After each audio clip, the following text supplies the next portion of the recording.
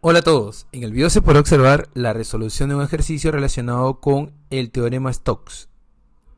Sea f un campo vectorial en R3, el cual se muestra en la imagen. Nos piden calcular la integral de línea del campo vectorial f sobre la curva C, donde C es el círculo intersección de las superficies x cuadrado más y cuadrado igual a 16, que representa un cilindro, y el plano de ecuación z igual a 5. Solución. Iniciaremos nuestro análisis graficando nuestro espacio tridimensional. Seguidamente graficaremos el cilindro. Luego un plano paralelo al plano XY de ecuación z igual a 5. A continuación, identificamos el círculo de intersección entre las dos superficies. Notamos que la curva C es cerrada, entonces podemos usar el teorema Stokes. Este teorema nos dice que la integral de línea del campo vectorial f sobre la curva C la podemos obtener como una integral sobre una superficie del rotacional del campo f. Ten en cuenta que la superficie S sobre la cual vamos a integrar la elegimos de acuerdo a nuestra conveniencia, tomando en cuenta como condición que el borde de la superficie S sea exactamente la curva C. Tomando en cuenta como condición que el borde de la superficie S sea exactamente la curva C. En nuestro gráfico consideramos la porción del círculo que está en el plano z igual a 5, que tiene como curva frontera C. Notamos que C es una curva simple, cerrada, suave por partes, que tiene orientación positiva respecto a la normal. Es decir, C está orientada en sentido antihorario visto desde arriba. Al proyectar la superficie en el plano XY obtenemos un círculo.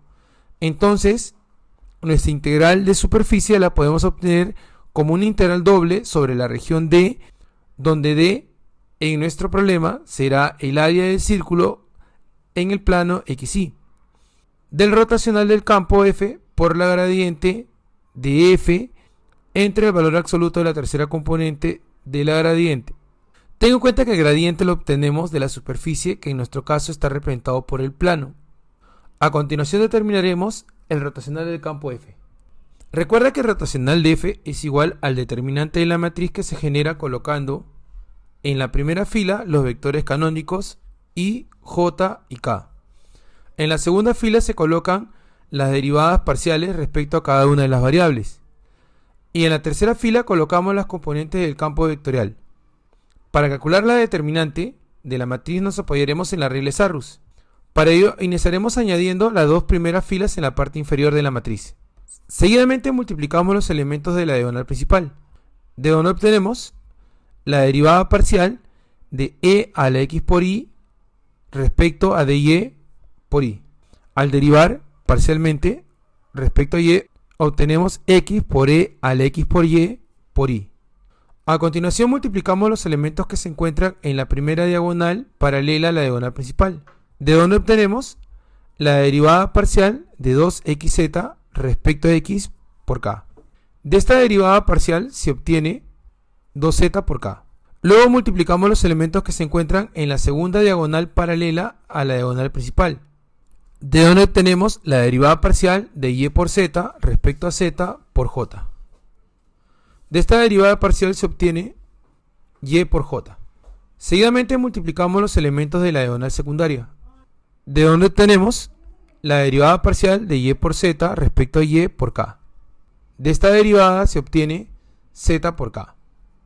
A continuación multiplicamos los elementos que se encuentran en la primera diagonal paralela a la diagonal secundaria, de donde obtenemos la derivada parcial de 2xz respecto a z por y. De esta derivada se obtiene 2x por y. Luego multiplicamos los elementos que se encuentran en la segunda diagonal paralela a la diagonal secundaria, de donde obtenemos la derivada parcial de e a la x por y respecto a x por j. De esta derivada parcial se obtiene y por e a la x por y por j. Finalmente, sumamos los productos obtenidos de la columna derecha menos los productos obtenidos de la columna izquierda. Al reducir, obtenemos que el rotacional en términos de los vectores canónicos es igual a x por e a la x por y menos 2x, todo multiplicado por y, más y menos y por e a la x por y, todo por j, más z por k. Este rotacional lo podemos escribir como un vector de 3 componentes. Seguidamente determinaremos el gradiente de f. Ten en cuenta que el gradiente lo obtenemos a partir de la superficie S. La superficie S tiene por ecuación z igual a 5. Esta superficie la expresamos como una función. Entonces la función será igual a z menos 5. A partir de esta función de varias variables, determinaremos las derivadas parciales. Derivamos respecto a x y obtenemos 0. Derivamos respecto a y y obtenemos también 0. Y derivamos respecto a z y obtenemos 1. De modo que el gradiente tendrá por componentes 0, 0, 1.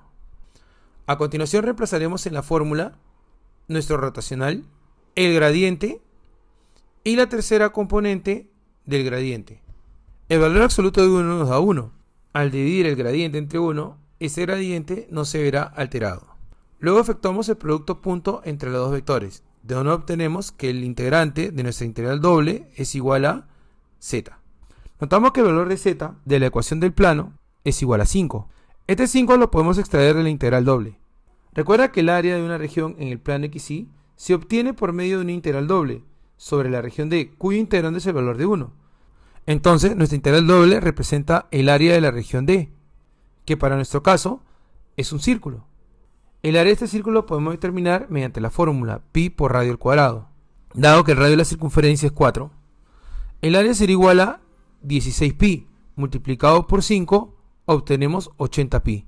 Por lo tanto, la integral de línea será igual a 80pi.